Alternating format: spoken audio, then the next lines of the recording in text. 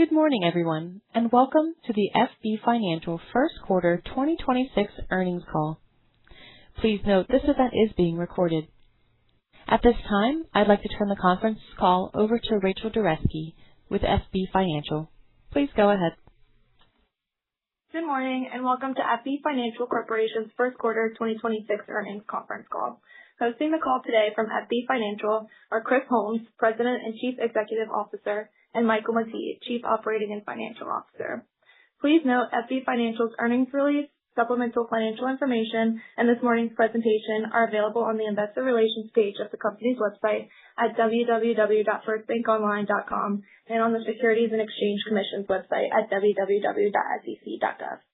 Today's call is being recorded and will be available for replay on FB Financial's website approximately an hour after the conclusion of the call. At this time, all participants have been placed in a listen-only mode. The call will open for questions after the presentation. During the presentation, FB Financial may make comments which constitute forward-looking statements under the federal securities laws. Forward-looking statements are based on management's current expectations and assumptions and are subject to risks, uncertainties, and other factors that may cause actual results and performance or achievements of FB Financial to differ materially from any results expressed or implied by such forward-looking statements. Many of such factors are beyond FB Financial's ability to control or predict, and listeners are cautioned not to put undue reliance on such forward-looking statements. A more detailed description of these and other risks that may cause actual results to materially differ from expectations is contained in FB Financial's periodic and current reports filed with the SEC, including FB Financial's most recent Form 10-K. Except as required by law, FB Financial disclaims any obligation to update or revise any forward-looking statements contained in this presentation, whether as a result of new information, future events, or otherwise. In addition, these remarks may include certain non-GAAP financial measures as defined by SEC Regulation G. A presentation of the most directly comparable GAAP financial measures and a reconciliation of the non-GAAP measures to comparable GAAP measures is available in FB Financial's earnings release, supplemental financial information, and this morning's presentation, which are all available on the investor relations page of the company's website at www.firstbankonline.com and on the SEC's website at www.sec.gov. I would now like to turn the presentation over to Mr. Chris Holmes, FB Financial's President and CEO. All right. Good morning. Thank you, Rachel. Thanks to everybody for joining the call this morning. And I'll always thank you for your interest in FB Financial. I want to start today's call by calling attention to a distinguished award the company received recently and what it means to First Bank. The bank received J.D. Power's Retail Banking Award in the South Central region for placing number one among the banks in the region for customer satisfaction. J.D. Power surveyed over 100,000 banking customers across our region, surveying them about their satisfaction with their primary bank. And when the results were tabulated, First Bank ranked number one on the list for overall customer satisfaction. First Bank also ranked number one in the subcategories of client trust and quality of our people. What made this award even more gratifying was that we weren't even aware that our customers were being surveyed. So the ranking is a result of our natural service behavior and not something that resulted from any special preparation. As bank investors, we watch every basis point of margin, efficiency, return, etc., and every penny of EPS. But we can struggle to find effective relative measures of the actual driver of superior sustainable bank performance, which is our ability to attract, satisfy, and retain bank clients. This award is independent, tangible verification of what I've known about our team. That's when stacked against the competition, we win. I want to thank our clients who participated in the process and our associates who are the First Bank story and who take such outstanding care of our clients. You are literally the best at what you do, and I'm proud to be on the team with you. So with that, now let me get into the quarter. We reported EPS of $1.10 and adjusted EPS of $1.12 and have grown our tangible book value per share, excluding the impact of AOCI, at a compounded annual growth rate of 11.6% since our IPO back in 2016. Our net income was $57.5 million or $58.3 million on an adjusted basis, and our pre-tax, pre-provision net revenue, or we may refer to as PPNR during the call, was $77.2 million or $78.2 million on an adjusted basis. So even with 2 fewer days in the quarter, we were able to grow our pre-tax, pre-provision net revenue versus the prior quarter. Revenue declined slightly during the quarter, but expenses had an even greater decrease to keep our net income and profitability metrics in line with our expectations. We kept our PPNR return on average assets near our benchmark range of 2%, coming in at 1.93% or 1.95% adjusted. We're pleased with our returns, and as Michael will cover in his comments, our growth gained momentum during the quarter, giving us optimism about the remainder of the year. We're now a quarter of the way through 2026. We continue to believe it's a great time to be at First Bank. Our strategic pillars of award-winning client experience, high associate engagement, operational efficiency, and elite financial performance are all working together to grow our franchise and position us for continued success.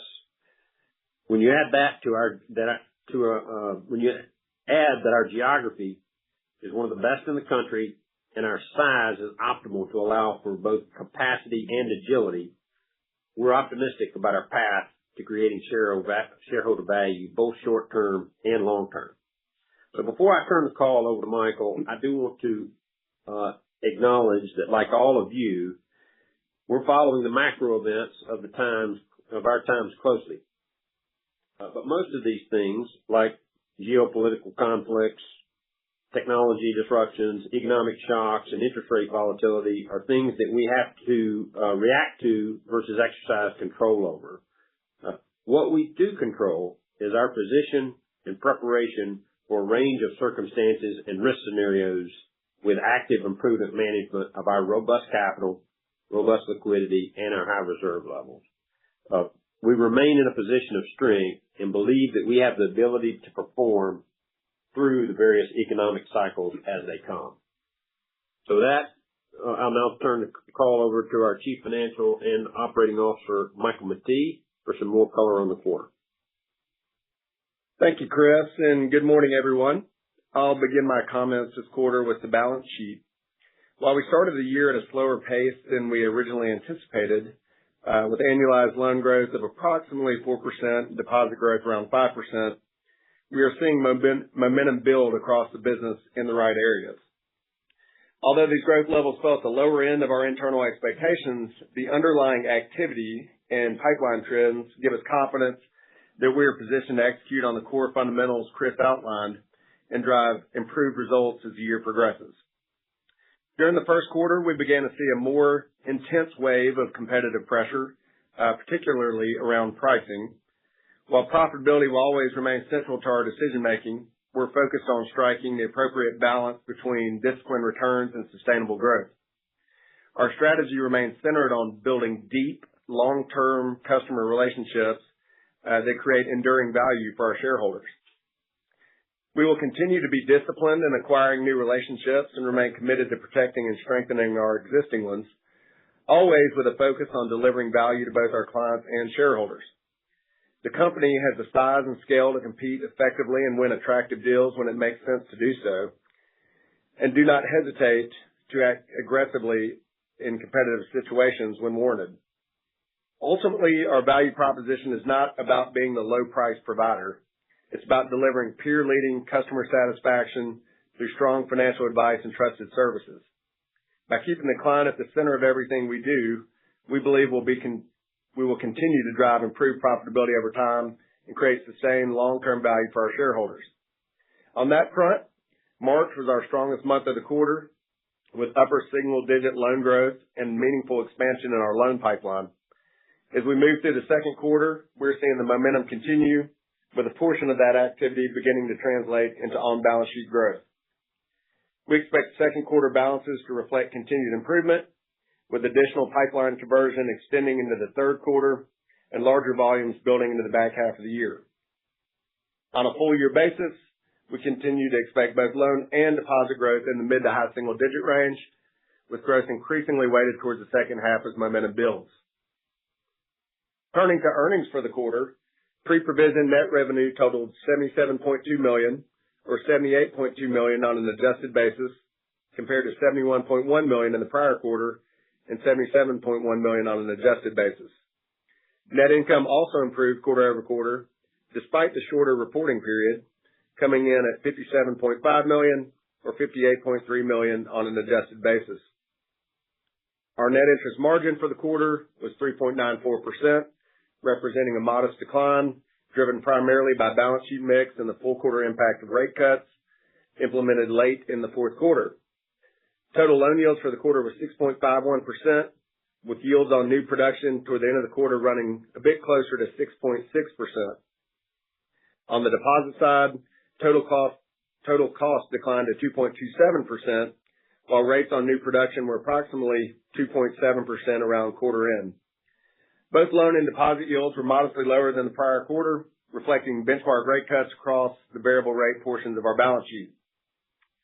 As we move deeper into 2026, we expect some additional pressure on margin as competitive dynamics remain elevated and we continue to pursue targeted growth opportunities in our market. Based on current conditions, we would expect full year net interest margin, excluding loan accretion, to be in the range of 3.76 to 3.8%, representing a modest decline from our prior guidance. We would expect second quarter margin to trend towards the lower end of that range before stabilizing as the year progresses. Finally, we would note that the interest rate environment remains uncertain, particularly around the timing and magnitude of future benchmark rate movements. As a slightly asset-sensitive balance sheet, changes in rates can be both favorable and unfavorable, depending on the direction and speed of those moves.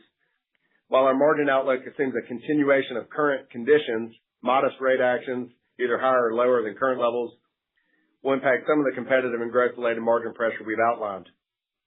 We'll continue to actively manage the balance sheet and pricing strategy to position the company as effectively as possible across a range of potential scenarios.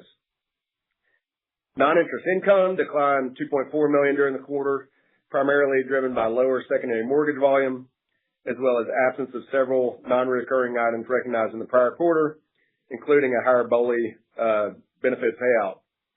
In addition, the quarter reflected fewer calendar days relative to the prior period, which modestly impacted overall fee generation, particularly within mortgage-related activity. With mortgage, we saw a really strong start to the quarter, and that slowed as the quarter progressed due to the increased interest rate volatility and heightened uncertainty in the housing market and really the world economy. Shifting rate expectations and broader market dynamics impacted borrower sentiment and transaction activity, which weighed on production as rates moved throughout the quarter. Mortgage revenue also tends to exhibit some seasonality, with activity typically building as we move further into the year. On the expense side, first quarter non-interest expense totaled $95.2 million, representing an approximate 11% decline from the prior quarter, or roughly 7% on an adjusted basis. Personnel costs moderated as compensation-related accruals returned to a more normalized run rate, and merger and integration expenses declined as we completed the majority of costs associated with the Southern States accommodation.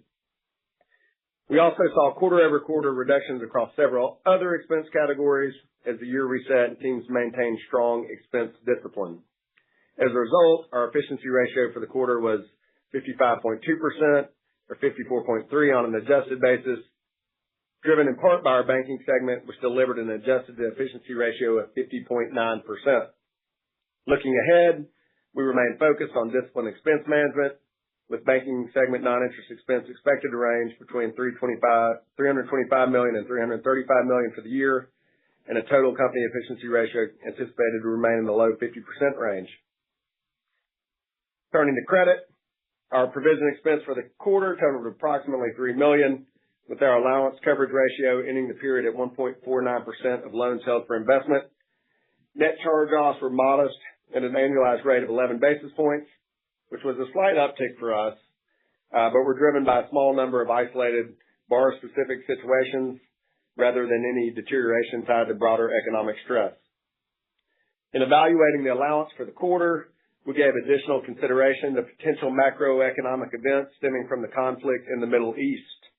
We reviewed the most relevant economic forecast, assessed our portfolio for direct exposure to the recent increase in energy prices. While it remains early to fully understand the broader downstream impact of operating companies, our analysis focused on a limited set of industries most sensitive to near-term energy price shocks. Our exposure to those sectors remains minimal, and we believe our reserve levels are appropriate given the current risk profile of the portfolio. With respect to capital, we continue to be in a very strong position, supported by solid capital ratios and a robust liquidity profile that provide meaningful flexibility. During the quarter, we were optimistic in repurchasing shares amid periods of market volatility, and we remain well positioned to deploy capital thoughtfully as opportunities present themselves. Our capital ratios continue to reflect that strength, with a common equity Tier 1 ratio of 11.5%, a Tier 1 leverage ratio of 10.4%, and total risk-based capital of 13.4%. This strong capital foundation allows us to remain flexible in supporting organic growth, pursuing strategic opportunities, and returning capital to shareholders where appropriate. In closing, I want to echo Chris's congratulations to our team on earning the J.D. Power recognition. This award is a direct reflection of our associates' commitment to our core values and the strength of our franchise, and it reinforces our focus on delivering consistent value to our customers, shareholders, and communities.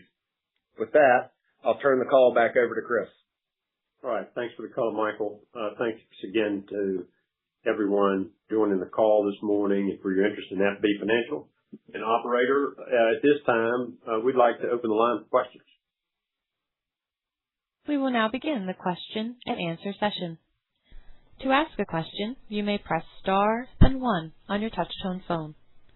If you are using a speakerphone, please pick up your handset before pressing the keys. If at any time your question has been addressed and you would like to withdraw your question, please press star, then 2. At this time, we will pause momentarily to assemble our roster. The first question today comes from Dave Rochester with Cantor. Please go ahead. Hey, good morning, guys, and congrats on the award. That sounded very impressive. Bye. Good morning, Dave. Thanks very much. Hey, and Michael, just your comments on the March momentum on loan growth and then the guide for the year sounded positive, but it sounds like you're also expecting those competitive pressures to continue. I was wondering where you're seeing the bulk of those pressures coming from. Is it larger banks, smaller banks? Is there any variance by market that's noticeable?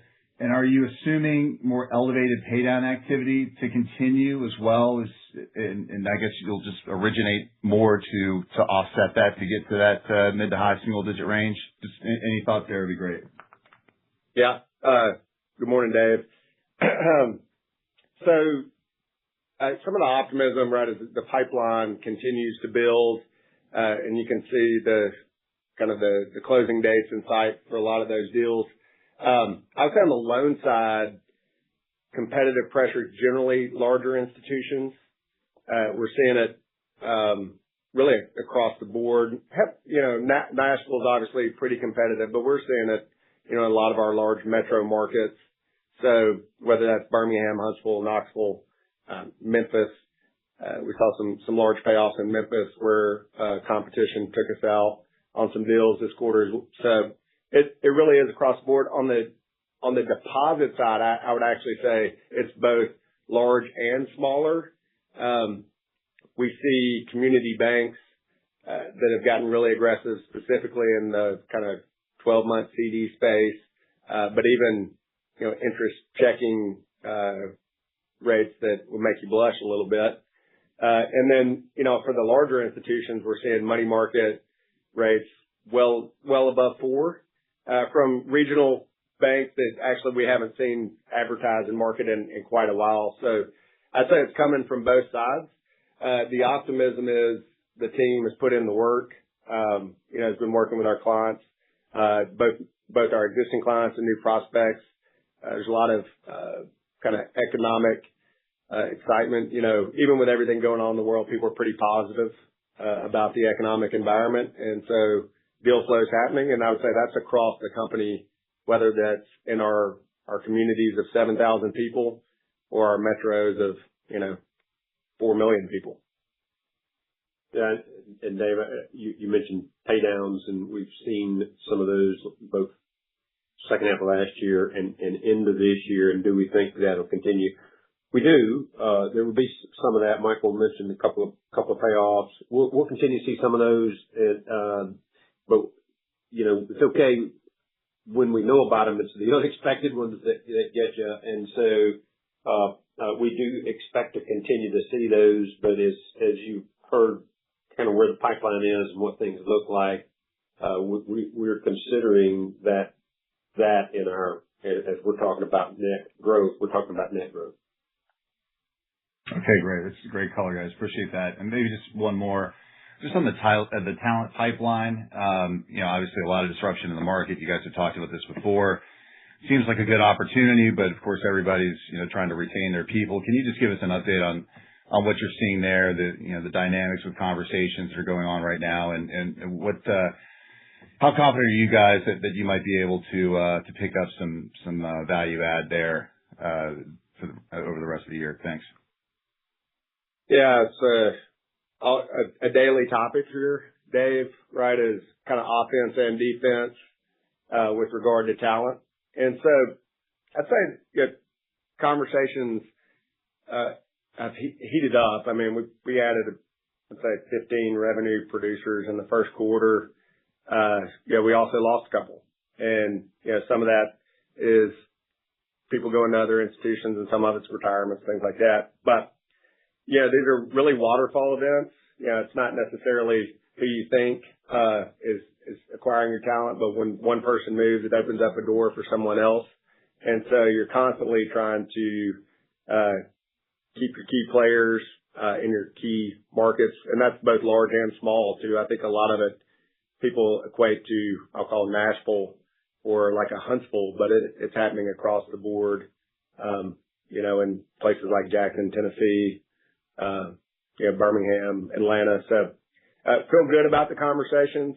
We're hot and heavy on a lot of recruiting. It's more important to me that we have the right people that fit our culture and our business opportunities versus putting numbers on a page. Even though I just quoted 15, it's much more important that those are the right people. And so that's where we continue to be focused. And we think we'll get more than our fair share of those right people as we move forward. On a net basis, that sounds really positive in terms of the ads that you just brought in the first quarter. Just curious, what areas are they in? Are they primarily loan producers, deposit guys? Is it commercial? Where are you seeing those ads? Yeah, so one point of clarity when I'm recruiting is I expect all our bankers to be bankers, loans and deposits. So generally not bringing in just loan people, sometimes bring in just deposit people. But even those are equipped to take care of their clients. It's 8 or so relationship managers, a couple mortgage people, and a couple people that are focused really on consumer and small business relationship development. And we do have a couple, I guess, loan heavy businesses, right? It's positive. And we think we can continue the momentum. Yeah.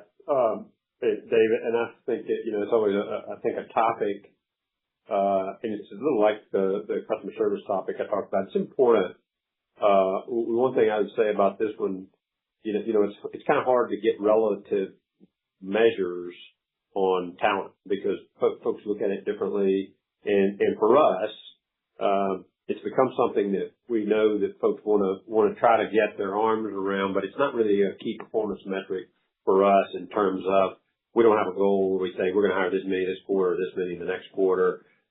We're looking for the right people at the right time, and there is a lot of movement. The one thing I would say is probably more movement and more recruiting going on, particularly in our metropolitan markets than, but Michael said it, even in some of our smaller markets than we've seen across the board. And typically you see people going from smaller banks to larger banks, but we're seeing some larger banks, some much larger than we are, that are coming in and recruiting talent from banks even smaller than we are. And so it's just I think it's an interesting time.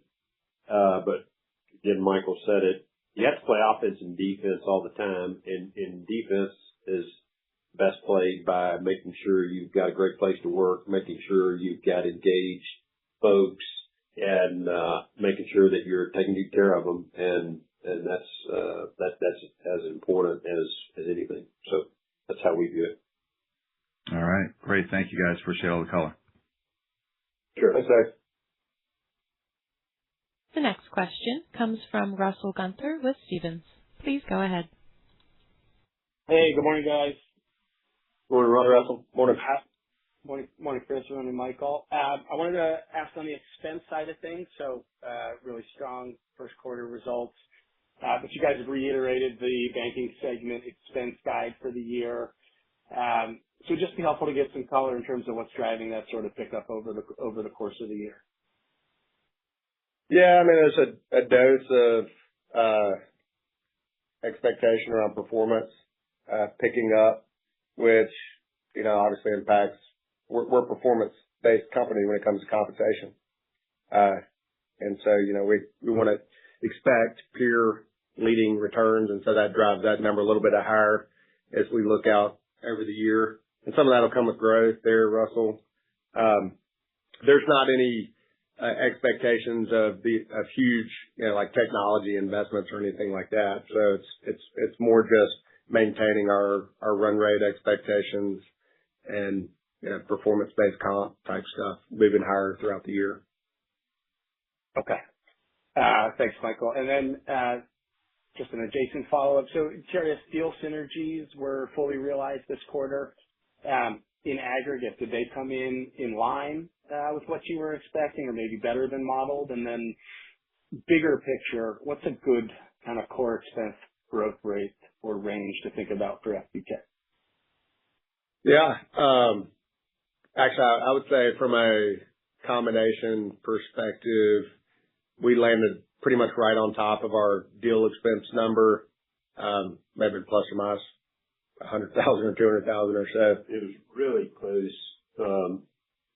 except on just a shade. Like as Michael said, the difference is really immaterial because it's like on a fairly large number, it's down less than $1 million, and I actually think it may be just a hair under, but it's right on the number. Yeah, and I'd say we haven't done a real merger in 5 years. That's right. So it's good to kind of dust that off and resharpen the knife a little bit. So yeah, we're around expectations. I think the proof, right, Russell, is getting to that kind of 50% range by year end, as we continue to efficiency ratio to year end as we get to the combined company, make sure the revenue engine's still going, which is really important. When you say synergy, I think about revenue as well, and maintaining our ability to grow in our legacy Southern States markets. So, yeah, I think we're in a good spot there. And then I'd say, 4 to 5% kind of, core expense growth as you look forward. If I think about 27, which is a long ways away. But that would not include, back to Dave's question, talent acquisition and opportunities to really add teams and scale. But we'll maintain our expense discipline, as we kind of look forward. Got it. Okay. Thank you. And then just last question for me would be circling back to the loan growth side of things, the mid versus high single digits. What are the largest drivers that would get you, to the high end versus the low end? Yeah. I mean, some of it's just the time of the quarter, I guess. But if you think about the year, we have, it is a competitive environment. And so people stepped in, other companies stepped in, and sometimes, we'll get really aggressive, and some customers are more price sensitive than others.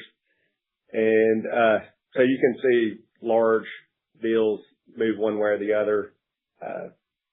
But our pipeline, when I look at it on a confidence interval, and so we're pretty confident about where we are. But you could see some payoffs come in, like Chris said, the unexpected ones. But you hope doesn't happen. You know, if you're really servicing your clients, you should know. But sometimes we're all surprised. Yeah. The other thing I would say,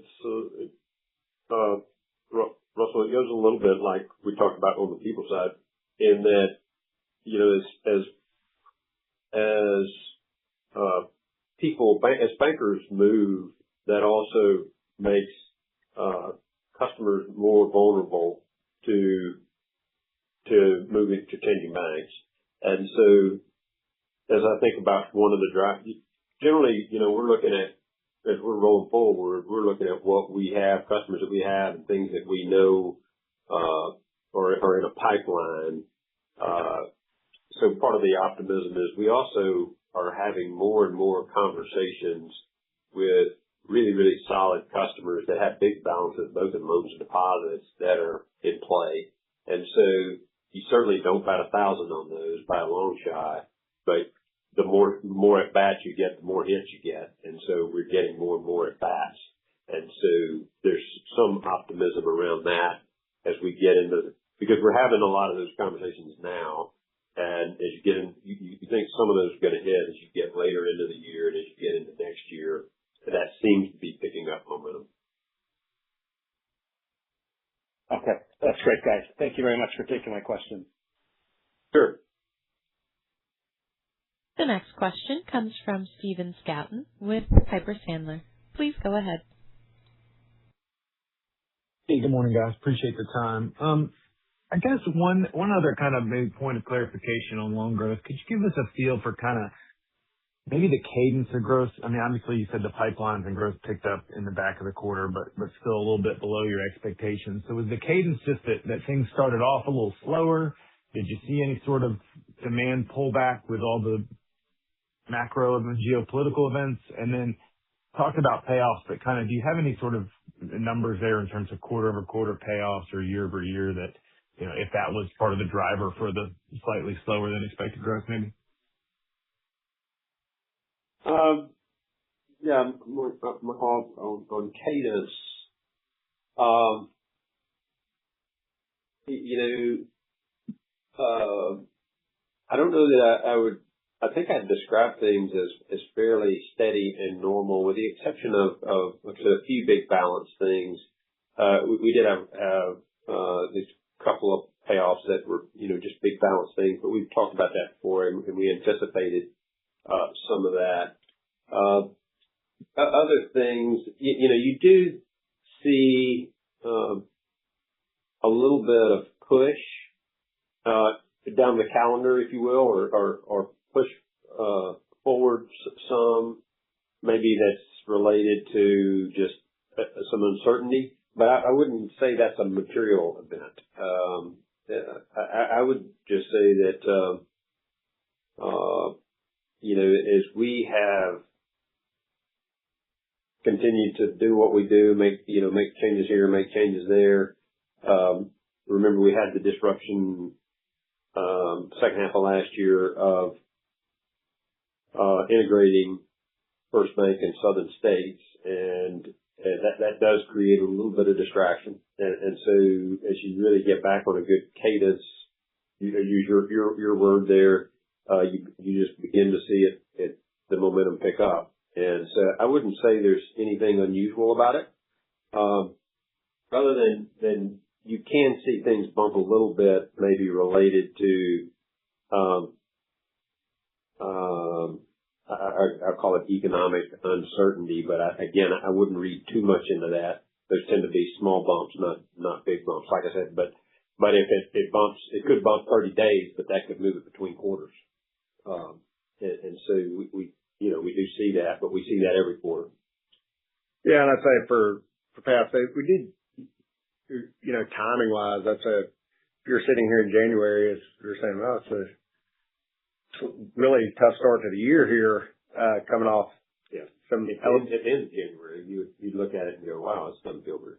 Yeah. I mean, especially coming off what I'd say were elevated payoffs in December. I mean, we're running, $600 million or so in payoffs and amortization a quarter, Steve.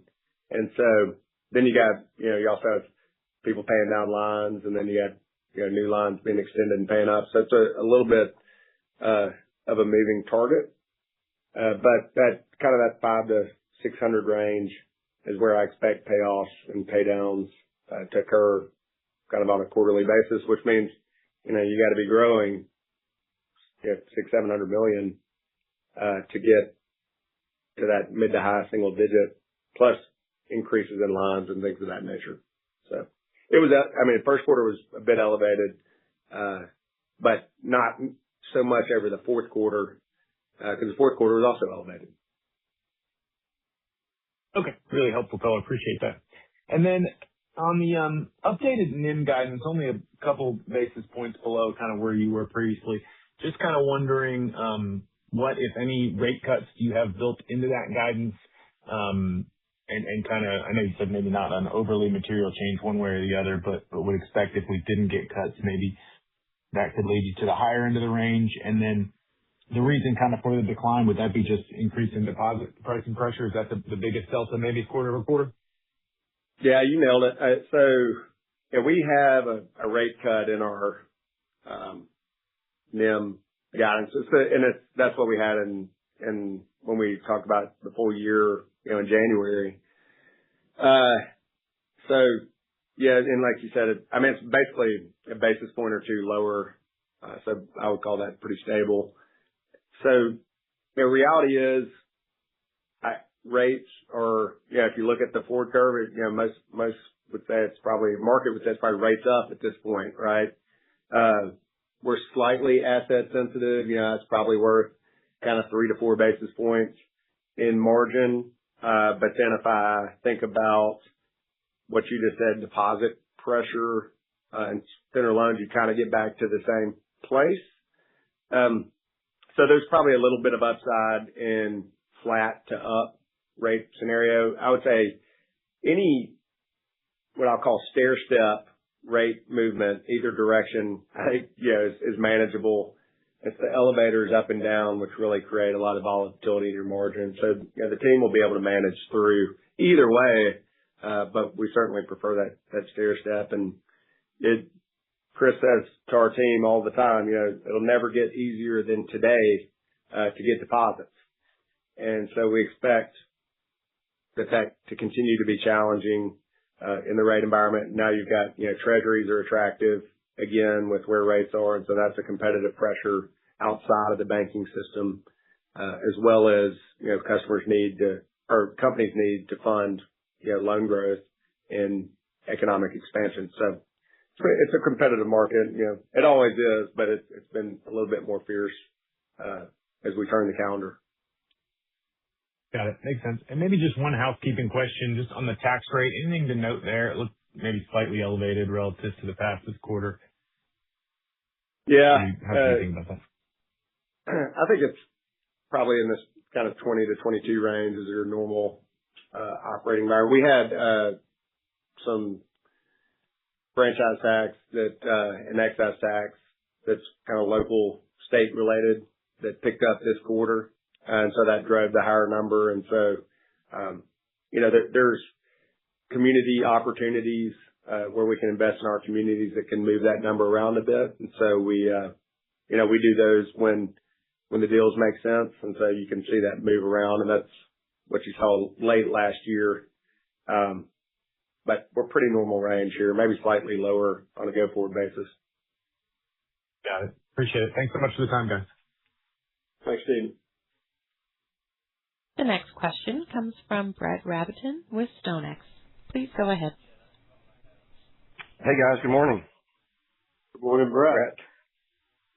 Wanted to start off with just a strategy question. And you guys are now $16.5 billion in assets, headed to 20, I would guess, over the next couple of years organically. And I know, when you think about First Bank, it's very community bank oriented. And so I wanted just to get an idea, one, from a philosophy perspective, would you guys start to think about specialized lines of business, equipment finance, those kinds of things that, might further drive the loan pipeline?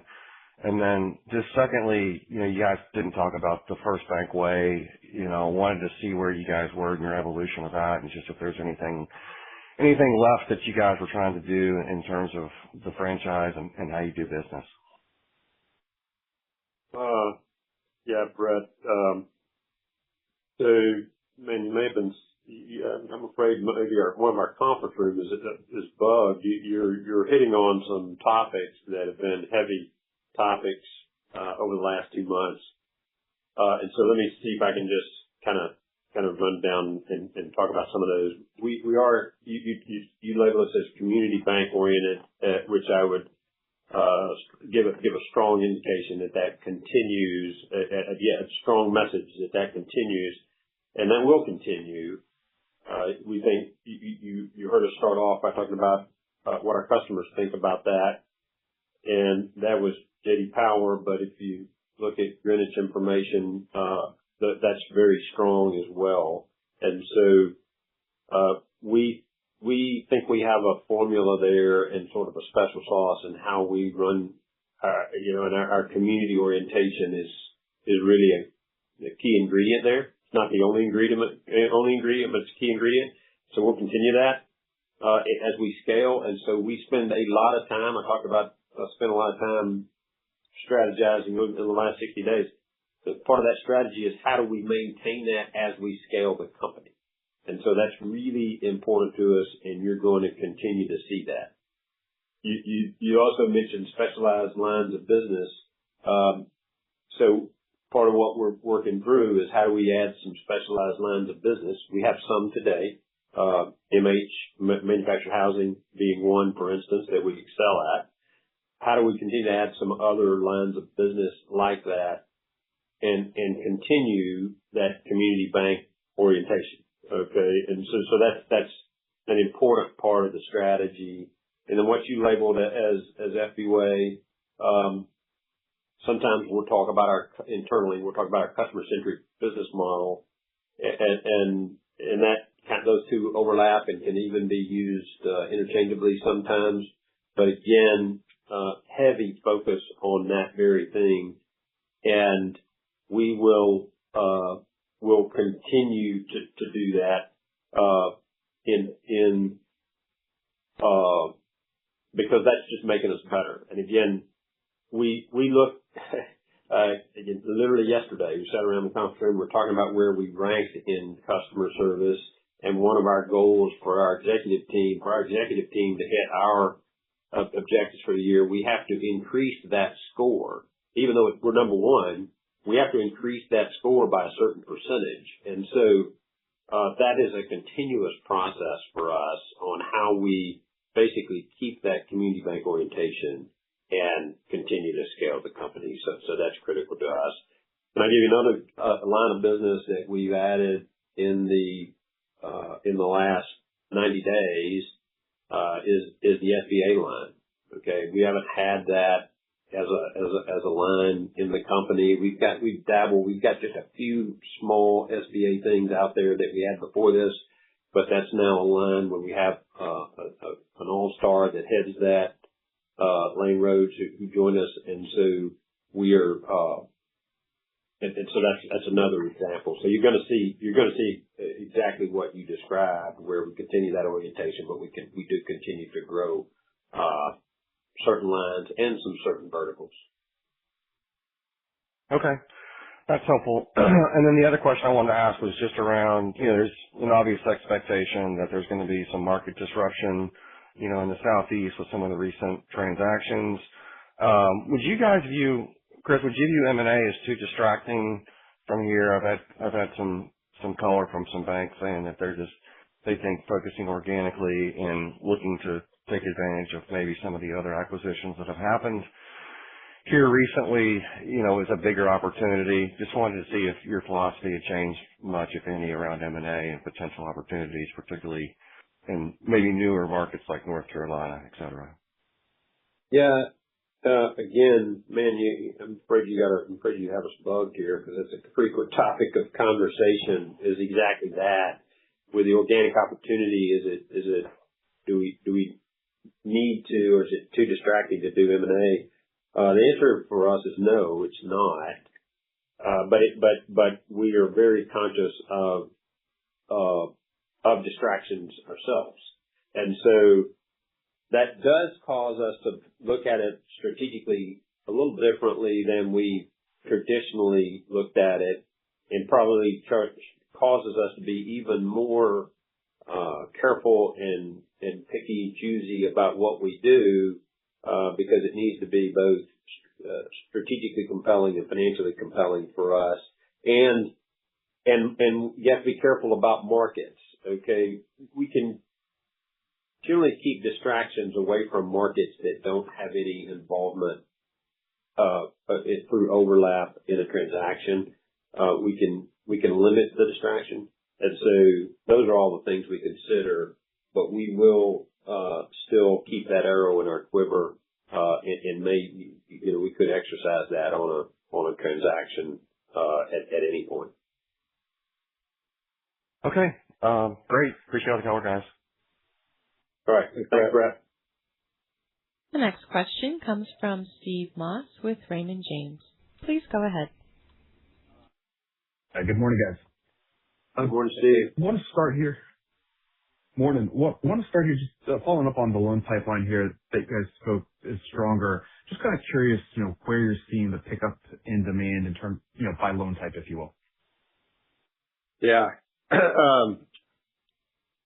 Steve, I would say it's across the board, but I would say, I'll caveat that, or a little bit more clear, more in operating businesses. That's really where we've been focused, is developing out that strength. From a C&I perspective, if you look at where we've gotten smaller, a lot of that is kind of non-owner occupied CRE or construction over the last couple of years. And so some of the pressure that we faced in payoffs this quarter and late last quarter was, if you think back that 2021 time frame, a lot of growth out of the company. A lot of it was in that construction and non-owner occupied CRE space. So you're seeing that kind of roll off. And we're replacing it. We're still in those businesses and taking care of clients, and we still like those asset classes, but it's not growing at the same velocity. So it's much more about operating businesses and some owner-occupied real estate type of transactions. Okay, great. Appreciate that color there. And then second question for me here, just on the margin. You talked about the core margin. Just kind of curious as to where you're thinking, any updated thoughts, I should say, on purchase accounting accretion here for the upcoming quarters. Yeah, I think it's going to be in that same kind of 15 to 17, 18 basis point range. I don't think you'll see it go up unless we get even faster payoffs. But I think it's going to be pretty consistent here. Okay, excellent. All the rest of my questions then. One more question, just on capital here. You guys bought back late in the quarter with the pullback. Just kind of, should we expect you guys to continue to be opportunistic, or, sitting at 9.9 TCE, more favorable regulatory environment? Do you guys press the gas on that a little bit more? Yeah, we'll continue to be opportunistic when it comes to buybacks. We're watching the volatility there, but we usually regard that as opportunistic, and we really haven't changed that stance. Okay. Well, great. I appreciate all the color here, and that's all my questions. Thanks very much, guys. Thanks, Steve. The next question comes from Catherine Mealor with KBW. Please go ahead. Thanks. Good morning. All right, Hey, I got one morning. more on the margin. Hey, good morning. I got one more on the margin, just on deposit costs. Do you have the spot rate of where deposit costs ended the quarter? And let's just say we are in a position where we don't have any more rate cuts until maybe the very end of the year, so basically no more for 26. Do you think that your deposit costs increase from this at 280 interest-bearing level, or are you just more stable? Yeah, that at 280 level. So we, think about the total new originations were 270. That's probably on the low end, honestly. Like I said, of interest bearing 283. I think you probably see those increase a little bit, given where you have to acquire new customers, Catherine. So, the market rate is significantly higher to acquire new customers. The goal there is to translate that into relationships over time and full operating business, and then you get back to more of an equilibrium. There's a bit of a disconnect, reality-wise, of where you can fund the company either through borrowing or brokered and wholesale versus kind of where I'll call the consumer, retail, commercial market is. It's actually significantly higher to go out and acquire new customers versus funding the bank. So it's a balance. If rates are up or flat, Fed funds, I think you see competitive pressure pushing deposit costs modestly higher. But our goal is always to get the full relationship. Got it. And that new deposit cost of 270, does that include non-interest bearing, or that's just on new interest bearing? That's inclusive. Okay, so that's all. So that's relative to your kind of 227. So your cost of new is still higher than where you are today. That's right. Makes sense. Yeah. Okay. Yeah. Okay. And I will say this too, Catherine, just to clarify. The days I think of loading up on non-interest bearing deposits and not paying your customers a lot of interest is, we don't really see that as a long term thing. We obviously want all the operating accounts we can, but we also want a fair value proposition. And with all these fintechs and competitive market, we don't expect our customers to be asleep at the wheel, and we're not going to try to nickel and dime them to zero. Yeah. So that's right. And as a matter of fact, sometimes we'll even wake them up intentionally and say, hey, we'll give you a better deal. And so that the days of that's really cheap back books, we view that as quickly coming to an end, which changes a lot of competitive dynamics. And so just viewing our window strategically on how we're thinking about it. So then by product type, where do you think you see the biggest growth in deposits? That just interest-bearing demand? Yeah, so that's you've obviously been in our treasury meetings and our pricing committees. So we saw money market decrease this quarter because what we were talking about, the aggressive nature of other rate offerings. So there's probably some work to do there just to get back to equilibrium on money market. CDs, we continue to see CD renewals and new production CDs as a growth opportunity. We saw that in the back half of the year and through the quarter. We've been more in the short and long kind of a barbell approach. We're seeing a lot of competition in that middle ground, which I'll call 12 to 15 months. So CDs are an opportunity, but getting some of our money market business back is probably the biggest lever. That makes sense. Great. Thank you. Thanks, Kevin. Have a great day. As a reminder, if you would like to ask a question, please press star then 1 to join the question queue. The next question comes from Christopher Marinick with Green Capital Research. Please go ahead. Hey, good morning, Chris and Michael. Can you talk about the growth of securities as another tool to grow NII? I know it's not the focus of loans and deposits as we were all talking about, but just curious if securities are a component of how you continue to grow revenue. Yeah. Good morning, Chris. I mean, the investment portfolio is about 9% of the balance sheet total assets. And so we've been as high in the past, that kind of 14% range. but that really comes down to funding, in a lot of cases. And so, there's not a whole lot of times where I sit around and say, hey, we have excess deposits. So to go and invest in the investment portfolio, we'd much rather deploy through organic growth opportunities. But that certainly is a lever to do that. We've been mainly in kind of floating rate, government-backed stuff from an investment portfolio perspective. It's been a higher yielding asset than, fixed rate mortgages and things of that nature. So we'll continue to do that. It's not top of the list. Yeah, we want to be organic in nature. And if we stick at 9 to 10%, or even if it went down a bit and liquidity levels remained in that 11% on balance sheet liquidity range, I'd be a happy person. I mean, we're deploying through loan growth.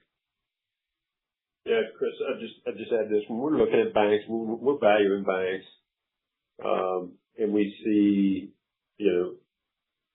wholesale funding and sometimes then wholesale assets on the balance sheet. We quickly discount that to zero. And so when we're thinking about our own company, we don't do that as a matter of practice. We think, hey, to be successful and to continue to be creating value, we've got to be adding what we call customer, and that can take a lot of different forms, but I'll broadly call it customer assets and customer deposits. We think that's what we do. If we don't continue to do that well, we won't continue to be able to sit at this table. And so that doesn't mean that there are times where that doesn't mean that there are times where we might leverage up for some specific reason, or if we know something's coming or something's leaving, we will use that leverage, but we keep a lot of dry powder there to use. We just don't typically use it for revenue growth purposes. And when we think about our portfolio, we don't keep a very large investment portfolio, and it's basically, it's simply a liquidity vehicle for us. So if you also look at it in there, it's very vanilla and liquid in terms of its marketability. Because again, that fits that same philosophy of we're really trying to plow it into the assets that we think really grow our shareholder value. Understood. Thank you both for that. And then just a quick follow-up on new accounts that you're opening. As you look at it internally, do you see net new account growth? And is there sort of a general pace that you're looking for as the next several quarters and years play out? Yeah, we actually have been quite successful in growing consumer accounts over the past year. It's interesting, as we're going through some of this generational shift, adding, I don't know what the youngest generation is now because I'm getting older, but I'm going to say adding millennials, is a different structure, and you got to add a lot of those accounts for one baby boomer that may be passing away or what have you. So that evolution of your accounts, you got to add a lot of smaller ones. We like that actually. We like granular deposits and granular loans, so we're all for it. It just takes a little bit more time to grow your balances. So the number of accounts has been quite good, but the balance growth comes over a significantly longer period of time than adding, $400,000, $500,000 deposit accounts, when they're coming in $2,000 to $3,000 chunks. So it's been positive. I'll also say, back to Catherine's question, we've seen some success in savings, in our savings account product, which is probably an odd thing for people externally to hear, but it helps add that younger generation. You got a savings account, it's got a companion checking account, and it's of interest to people that are not quite yet adults, but it's worked well for families as people move into the stages of life. So, yeah. Hey, Chris, I'm going to just add one thing, that we have had good success at growing accounts, and we still, about half our deposits are retail, and so we have a lot of small balance accounts, which Michael said, we love that construction on our balance sheet and the granularity that gives us, and all the things, all the positive things that go with that. One of the other things we have done which is not easy to do. And I won't say we're perfect at it, but we feel like it gives us a leg up. Traditionally in banking, we've counted accounts. Even some banks have gotten in trouble for that in terms of how they did that and how they motivated folks to do that. We're very aware of that. And so we actually go through and define a relationship. So we actually count relationships, because you can add accounts, but frankly, some of them aren't very valuable and they're not really a relationship. And so we have moved into relationship counting, and it's paying some dividends, but we think it's going to pay big dividends as we roll forward. No, that's great stuff. Thank you both for getting into that detail, and we appreciate you hosting us all this morning. Yep. Thanks, Chris. This concludes our question and answer session. I would like to turn the conference back over to Chris Holmes for any closing remarks. All right. Thank you all for joining us. We always appreciate your participation and your interest.